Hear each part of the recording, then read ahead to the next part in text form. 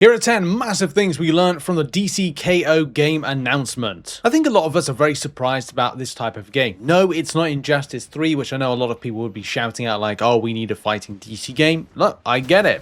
No Injustice 3. The game has ultimately come out from nowhere, which some people might be quite surprised, but also maybe further surprised at it being a mobile game versus a console game, or even something that you could play, say, on a PC port. And this game is very different in tone to other DC games. Like if you look at Injustice in particular, as you mentioned, and as well Arkham Knights or Arkham Asylum or any of the Arkham type games, yeah, tonally it's very lighter, but that might be refreshing to some, but might not resonate with other players. The game is being developed by indie development studio Dropfake, with a lot of people on the development team that have worked on other titles similar, like Marvel Contest of Champions, especially that kind of mobile vibe.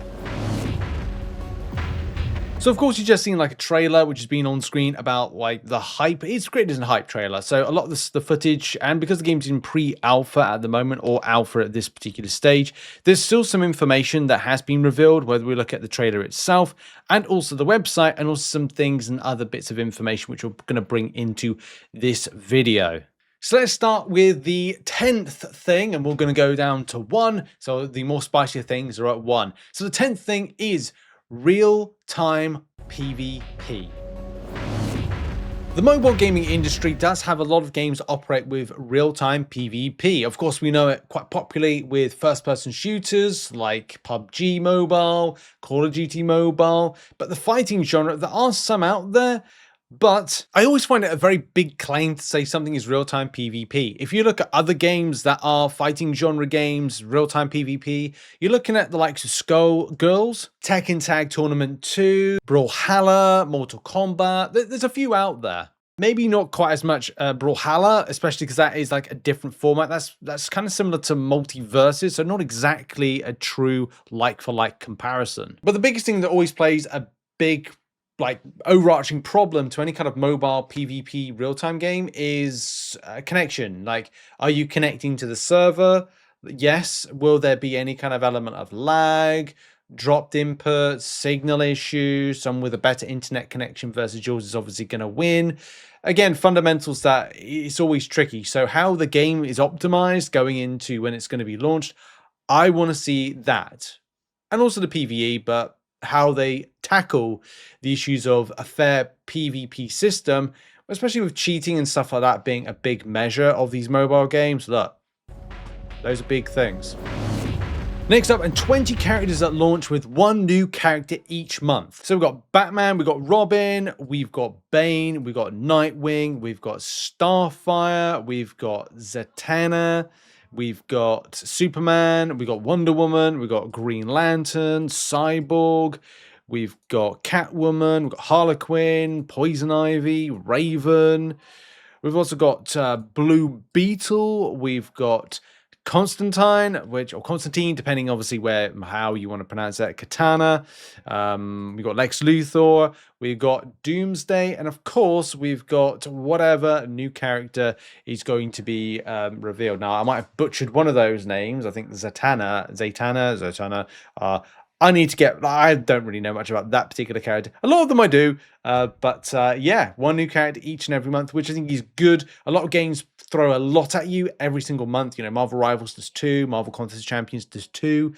Having one sole character a month to focus on means that you can really get an understanding, as opposed to going, I've got to learn how to play this one and kind of see how it fits in the game for me. I definitely know I would like to see a character like Joker. That would be cool. And especially like, how do these new characters come in, add differences, synergization? Will there be new classes? That's actually going to be one of the things we're going to talk about later on in one of the reveals. Sign up, pre-release, stretch goals. It's really simple. The more that sign up to play the game or want to play the game or get that launch information, of course, you'll then be told when the beta is and stuff like that, if there is anytime soon.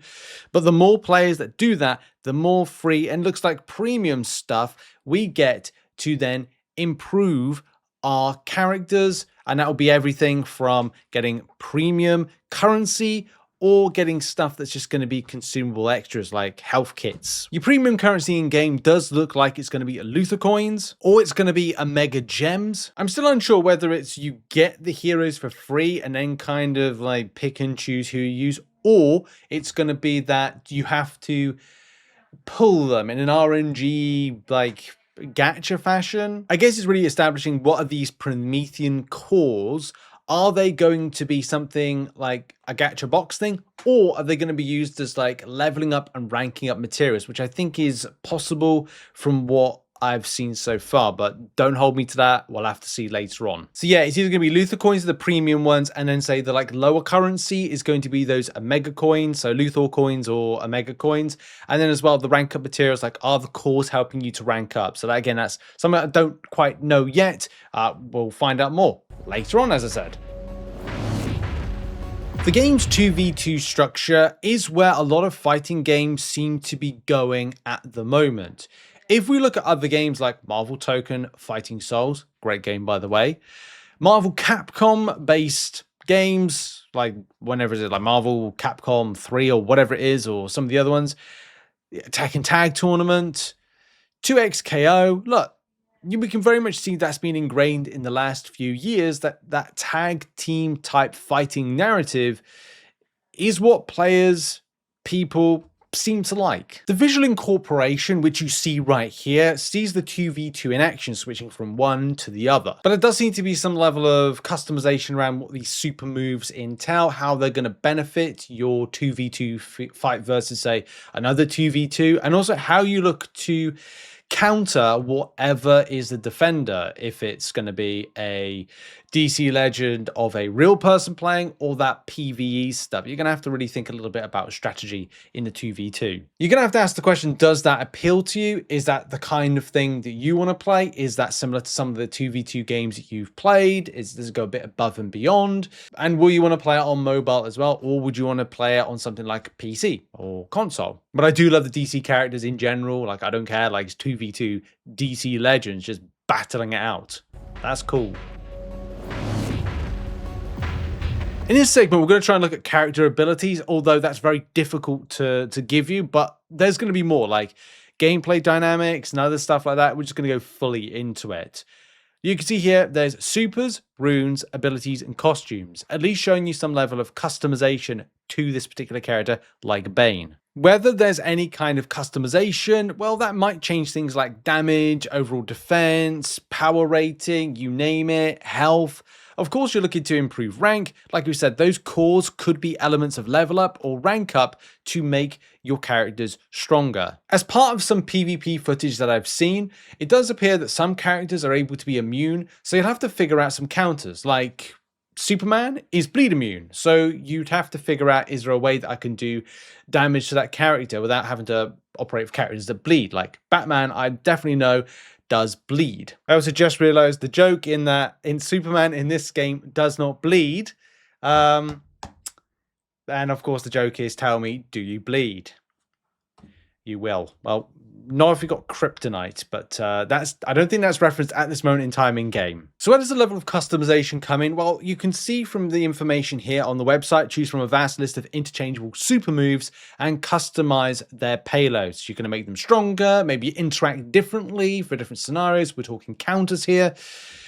Super moves in general could be more visually appealing. You could have costume changes. There's going to be a lot. And for those curious, this is what a super could look like in terms of like, well, you could switch this out to be a different type of super. I just love this from Bane. Just look at that. It's just the elbow drop is so cool. It's just like, it's a wrestling move, isn't it? Like the rock, not rock bottom, but the people's elbow. Yes, the people's elbow right there.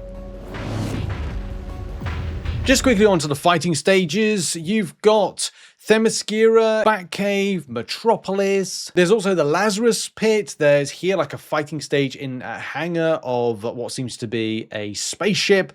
There's a lot of places that you've probably seen. I think even areas within it. I think there's a different adjacent to Themyscira. Like there's like in a arena of some description, then in some other location within Themyscira. So there's a lot of places. The developer even says that there's a lot of heavy inks, electric color, and supers that hit like a full splash page, which of course like is handy for the visual aesthetic of how you're fighting. I think this is one interesting one here. The Fortress of Solitude is also confirmed. So you'll see a bunch of different zones and stages, which, look, I'm only scratching the surface.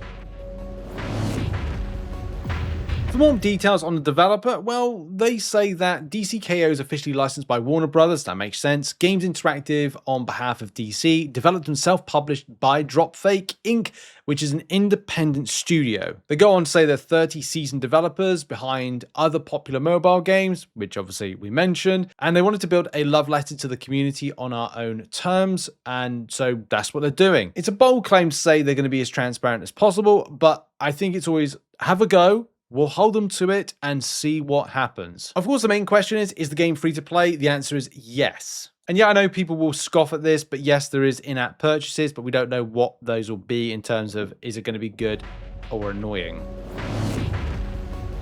Let's talk about now launch date and launch year.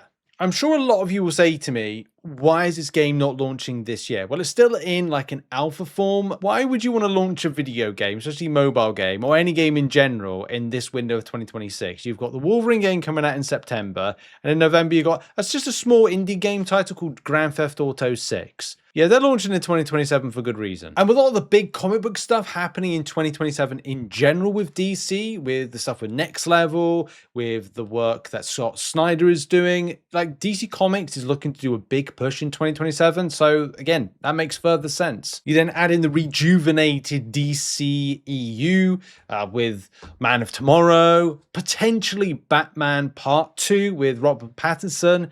There's no guarantee that Brave and Beyond or Brave and Bold is going to be out. So let's face it, those two big movies, if they can get the Batman Part 2 into the slate, could be a very big 2027 for DC. I think the developer realizes this, and that is why you're going to see the game launch in 2027 as stated right here, unless something happens. But it looks like they've flushed out a lot of the idea of the game. It looks pretty good so far. Yes, it is alpha, but we'll see what happens. And especially you want to get your hands on it to play a beta.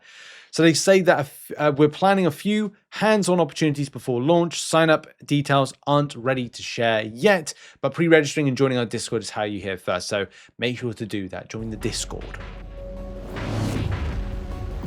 One major thing that struck me is that does seem to be some type of class-based system for them. Like, I don't know, a blaster versus a tank, but they're called different types of character traits or types or archetypes or whatever you want to call it, which you can see in this image here. We can go from, say, Batman. We can then go for, say, Superman, which again is a different one. We've got Wonder Woman, which has a different one as well. Harley Quinn has its green one as well. 4 of them look to be recognizable, which obviously we saw in different types of colors and emblems that match.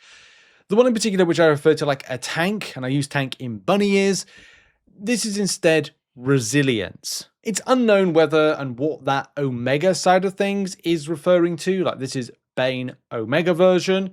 So there could be some extra levels of complexity that we need to understand. And more details will be revealed of like, what's the importance? Does one counter the other? Like resilience counters, I don't know, the green one. Look, we'll find out a little bit more details later on down the line. But at least we can assume that the resilient side of the characters is that and are that characters that are able to keep themselves alive, like Lex Luthor. He finds himself alive with his suit. His suit can give him some elements of strength to take on the biggest and baddest characters of the DC universe. The same thing with Doomsday. Like, it's practically invincible to a degree. I mean, Cyborg's got himself out of scrapes that I think a lot of us would question. And the same thing with pumping whatever chemicals into Bane that just, again, keeps him resilient. So that makes total sense. What do you think the other types of classes are? Put it in the comments. The final thing, and I think one of the big questions that a lot of players will have is, will this game be available outside of just a mobile game? So when I talked to the developer, I did say to them, you do know you will be asked this question a lot about whether the game will be available on other types of ports.